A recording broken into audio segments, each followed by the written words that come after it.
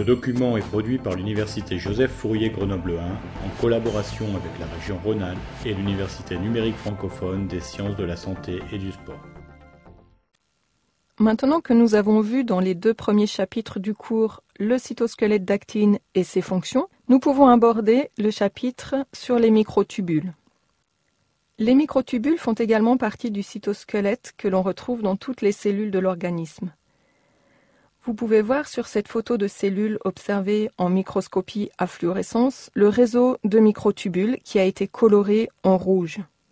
Ces microtubules partent d'une région de la cellule proche du noyau et se dirigent toutes vers la membrane plasmique en occupant tout le cytoplasme. Ayant la même localisation que les microfilaments d'actine, elles auront de nombreuses occasions d'être en contact avec eux. Les microtubules, comme vous pouvez le voir sur la partie gauche de l'image, sont des fibres creuses d'un diamètre de 25 nanomètres environ, qui sont composées d'un assemblage de tubulines. Tout comme l'actine, la tubuline est une protéine globulaire d'un poids moléculaire d'environ 52 kDa. Dans la cellule, il existe 2 types de tubulines très similaires, la tubuline alpha et la tubuline bêta. Les 2 molécules s'associent en hétérodimères, comme cela a été montré dans la structure tridimensionnelle qui est présentée à droite de la diapositive. Les 2 molécules sont capables de lier le GTP, mais seule la bêta-tubuline peut hydrolyser ce GTP en GDP et en libérant un phosphate inorganique. Les dimères de tubuline, qui sont l'unité de base des microtubules, sont donc composés d'une molécule d'alpha-tubuline liant le GTP et d'une molécule de bêta-tubuline liant soit le GTP, soit le GDP. Cela confère une polarité aux microtubules, tout comme on a vu que le sens de l'assemblage de l'actine G induit une polarité aux microfilaments. L'empilement linéaire de ces dimères de tubuline va permettre l'obtention de protofilaments qui vont s'assembler pour former des fibres creuses que sont les microtubules. 13 à 14 protofilaments composent ces microtubules. Cette diapositive montre la façon dont polymérise le microtubule à partir des dimères de tubuline. Comme je vous le disais dans la diapositive précédente, la polymérisation des microtubules commence par l'assemblage régulier de quelques hétérodimères d'alpha-bêta-tubuline en protofilaments, comme cela est présenté à gauche du schéma. Chaque fois qu'un nouvel hétérodimère de tubuline est incorporé dans le filament, il s'ensuit une hydrolyse du GTP présent sur la bêta-tubuline. L'extrémité du protofilament, terminée par l'alpha-tubuline, est l'extrémité négative, alors que celle opposée, terminée par la bêta-tubuline, est l'extrémité positive du protofilament. La deuxième étape est un assemblage latéral de 13 à 14 protofilaments en feuillet qui vont s'incurver pour former le cylindre creux de microtubules. Finalement, pour allonger le microtubule, des dimères de tubuline vont pouvoir être ajoutés aux extrémités. L'ajout peut se faire aux 2 extrémités, mais la polymérisation est beaucoup plus favorable à l'extrémité positive du microfilament. Le corps du microtubule contient des couples de tubuline GTP-GDP, alors que l'extrémité positive est sous forme GTP-GTP. Comme dans le cas de l'actine, les microtubules sont un système dynamique dans la cellule.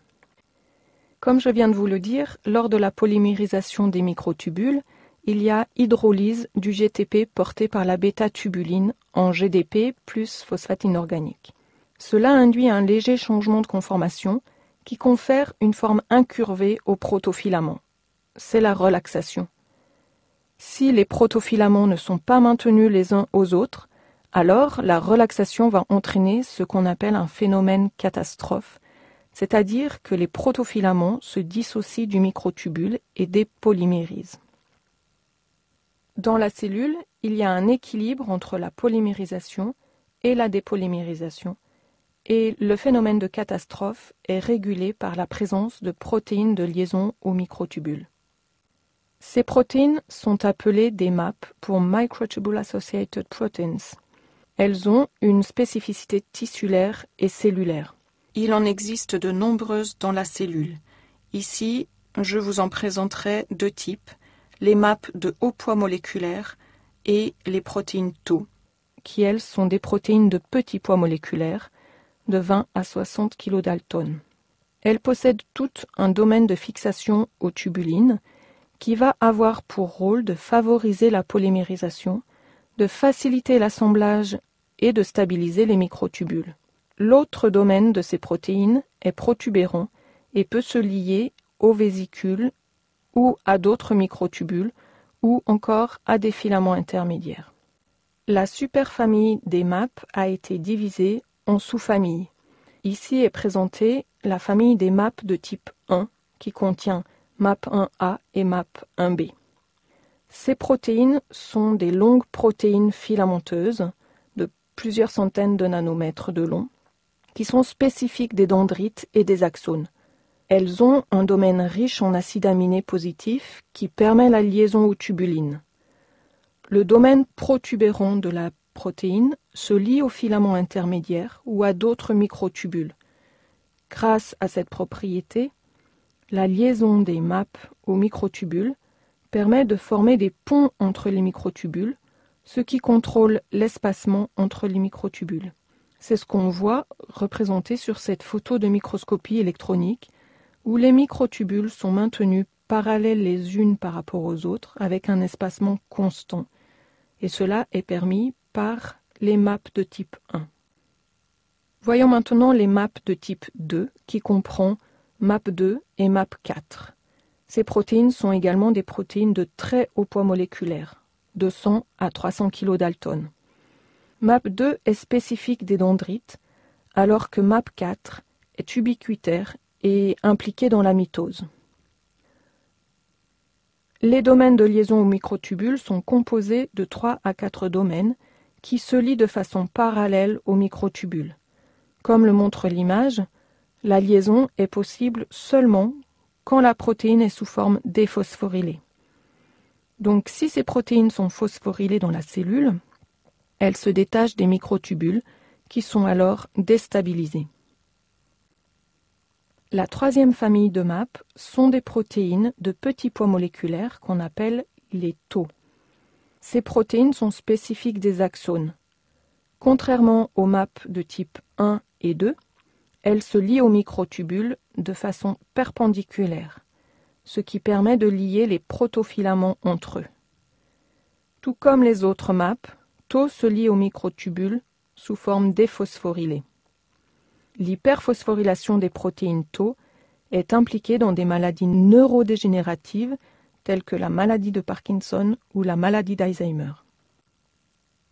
Tout comme pour le cytosquelette d'actine, il existe des protéines motrices spécifiques des microtubules. On en connaît deux familles, la famille des kinésines et la famille des dynéines qui sont représentées sur ce schéma. Voyons tout d'abord les kinésines. Kinésine vient du mot grec kinésis qui signifie se mouvoir. On le retrouve par exemple dans le mot kinésithérapie. Ces protéines sont des molécules dimériques composées d'une chaîne lourde de 120 kDa et d'une chaîne légère d'une soixantaine de kDa. Deux dimères de kinésine s'enroulent entre eux pour former la molécule qui est représentée ici. Les têtes de kinésine, qui contiennent le domaine moteur à proprement parler, se lient à la bêta-tubuline des microtubules. Les chaînes légères globulaires, localisées à l'autre extrémité de la molécule, se lient aux organites cellulaires. Les kinésines se déplacent le long des microtubules vers l'extrémité positive, c'est-à-dire en direction de la membrane. Les dynéines, elles, se déplacent toujours dans le sens opposé, c'est-à-dire vers l'extrémité négative des microtubules, autrement dit vers le centrosome. Les dynéines sont un complexe protéique de 2 mégadaltons. Elles sont composées de 2 chaînes lourdes de 550 kDa, de 7 à 8 chaînes intermédiaires dont le poids moléculaire est compris entre 50 et 80 kDa et de chaînes légères de 8 à 22 kDa. Le domaine globulaire des chaînes lourdes, appelé domaine tête, se fixe sur les microtubules. L'autre région opposée fixe les organites. En se déplaçant grâce à l'hydrolyse de l'ATP, ces protéines motrices véhiculent leur charge d'un bout à l'autre des cellules.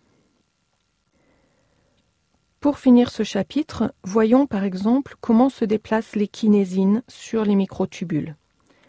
Je vous rappelle qu'elles se déplacent toujours vers l'extrémité positive des microtubules, c'est-à-dire vers la membrane plasmique.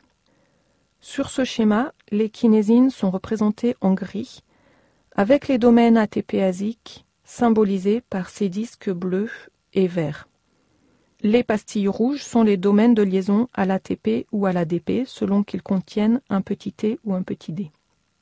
Dans un premier temps, l'apport d'ATP sur une tête globulaire, ici en l'occurrence la tête bleue, entraîne la rotation de la molécule de kinésine.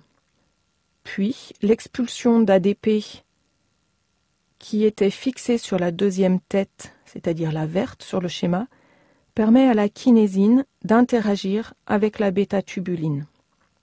Dans une troisième étape, la tête bleue hydrolyse l'ATP en ADP plus phosphate inorganique, ce qui induit son détachement du microtubule.